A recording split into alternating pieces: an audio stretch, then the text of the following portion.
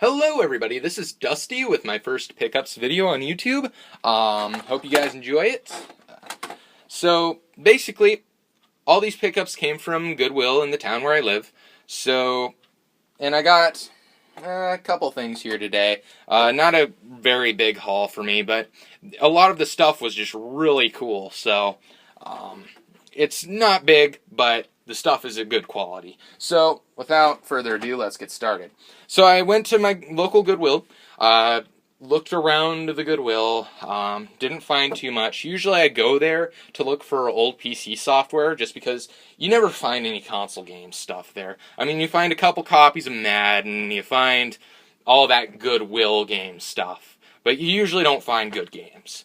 So, I look around, just all over the Goodwill.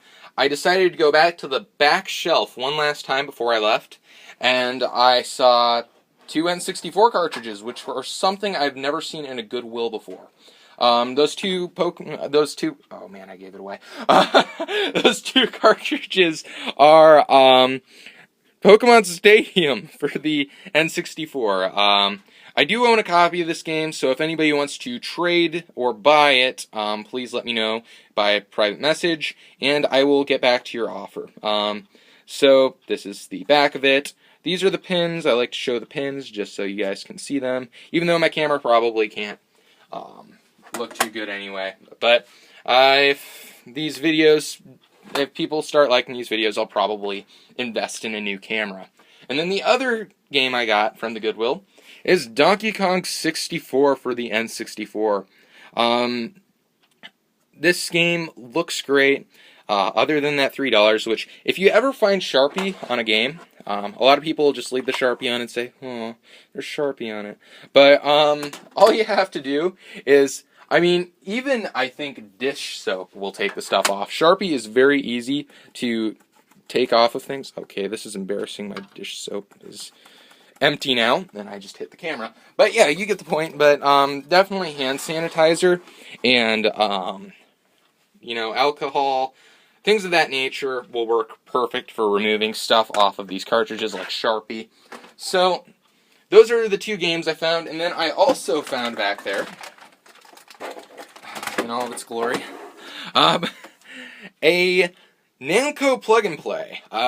These are the TV games, plug and plays. Haven't tested this one yet, actually. It's not powering on right now. The batteries are probably corroded as anything in there. And, yeah. The micro switches are not all that responsive feeling, but haven't tested it yet. We'll see how it goes. I do already have one of these, so if it does work fine, I will probably sell it on eBay because I doubt anybody wants it. But if you do, still private message me. But I will be taking the battery door off of it because mine doesn't have a battery door, but it has much better switches. So, which are what gives you response and gives the board response to you pressing away on the controller. All right, so those are all that I found that day, along with the dartboard. But found a dartboard for $5. That's always nice. And by the way, this was $3, and these were each $3 a piece. So, oh no, I hit the camera again. But, alright, so then I found the next day, I did find a freeware disc. Not too big of a deal, just 400 games and junk, but for $1. But I found the elusive rare N64 Station. It's an N64 station, guys. I seriously found an N64 station. No, N64 stations don't exist for anybody I just might have confused. But I did get a Nintendo 64. One of the greatest consoles to ever exist. Yes, it's the N64 in all of its dirty, awful looking glory right now, as you can see.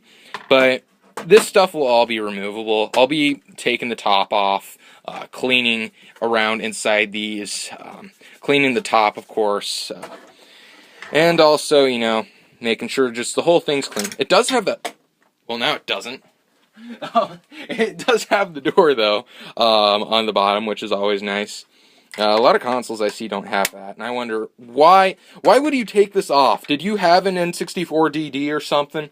The answer is unfortunately no. No, we did not have an N64 DD. Anyway, but it also came with stuff, including a Nintendo 64 expansion pack, or maybe, if I want to do this more dramatically, N64 expansion pack. Woo! So, yeah. Now I will be able to play this precious copy of Donkey Kong 64. Well, actually, I did already test this with Donkey Kong 64, and it did work, so that's pretty cool. And also, I got with it, if you just allow me to move a couple things over to the spot so I don't talk about the same thing twice. I got this controller with it. Yeah, this thing's a piece of junk here. Yeah, it's a Mad Catz controller. They do have a proper analog stick on it, but you can't keep your finger on this thing for the life of you. But it is proper analog, so you have to give them props for that. But these, just no, this design in general, it's so mal and deformed. The N64 controller, in my opinion, is one of the greater controllers in the world, just because it was future-proof, which not a lot of things do. Honestly, but I'll maybe go into a video on that. I also got an N64 Atomic Purple controller, so that's pretty cool. The controller works great. The stick in it is very, very nice, as if it's like new, despite the fact that there is junk on the controller and everything. But it did come from a Goodwill, so that would explain it. Because consoles that come from Goodwills tend to be pretty dirty. So, with all that stuff out of the way, I got a couple of things with the system. Of course, I got all the cords here. Yay, cords. But yeah, I got the power brick here that goes in the N64, and I got a Super Nintendo 64 Era AV Cord here. So, it's nice. And it's one of the gray ones. I can't remember if there's any significance to having this gray one here, other than it just means it's a little bit older. Because the GameCube came with black ones, so, yeah, that's how much I know. But then I also got the jumper pack out of that N64. It came with the expansion pack in it, so I don't have to move that around. I might keep this N64. I might keep my one I have right now. Not sure yet, but if you need an N64, PM me. It'll have a jumper pack in it. So, and the spare jumper pack that I will have, I will probably put in storage and wait until I find one without any pack of any kind in it, and put that in and probably do something with it. Then I also got two cool things right here.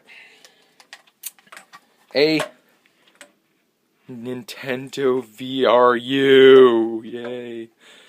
This was for one game on the N64, Hey You Pikachu, and it wasn't a good game, so, yay, these things are useless. I don't even have the mic with it, so, you know, whatever. Probably end up sourcing a cheap Dollar Tree mic, seeing if it works with it. I'm pretty sure this mic slot should be compatible with any microphone that shares a 3.5mm plug. Then I also got, in much cooler things, this N64 transfer pack. Yay! Which allows you on Pokemon Coliseum and I think Coliseum 2 to not only play the Pokemon games on the N64, because you can play those games on the N64, but those are the only games you can play on the N64. Well, Pokemon ones through Pokemon Coliseum or Coliseum 2. But, yeah, basically, this is used for trading your Pokemons onto the N64 Pokemons. And trading them onto the N64. And, of course, battling with them with your friends, if you have any. I don't have any. Oh. But, then, here's a PlayStation / absolutely everything else AC adapter, so it's the one with the square here, unfortunately. You gotta try to look for the elusive both circle ones, because those work with everything. Well, these only work with some things like the original Xbox Dreamcast and original versions of the PlayStations. But, yeah. So altogether, that's pretty cool. And now, if you allow me to bring you to my game room real quick, I have my other pickup from earlier in the week. Alright, so I was looking around Goodwill. I found it in the same place that I found all that N64 stuff. Other than the N64 was in a box on the ground. It was just in a box on the ground. So I found it. It was $10 as is. Ended up working perfectly good. I knew it would, but still, because N64s are really, really hefty, durable systems. But I found this one. Not as sure about this one, but it did end up working. It works great. It is a PlayStation 2. Yeah, I needed a new PlayStation 2, fat PlayStation 2, because my PlayStation 2 that I used to use had a bad disc tray, so, yeah, and you can't see this because it is so dark down here, but, yeah, altogether, because I have a light bulb out. Sorry, guys, it's ambient lighting. But, yeah, got a new PlayStation 2 fat. I did have a PlayStation 2 slim, but those aren't as cool, these have the mechanical drive so I can stack stuff on top of them, and also, of course, they work with the what's it called, the thing that multiplies the amounts of controllers you can have plugged in. The multi-tap, that's what it is. I used multiplies and I couldn't think of it. But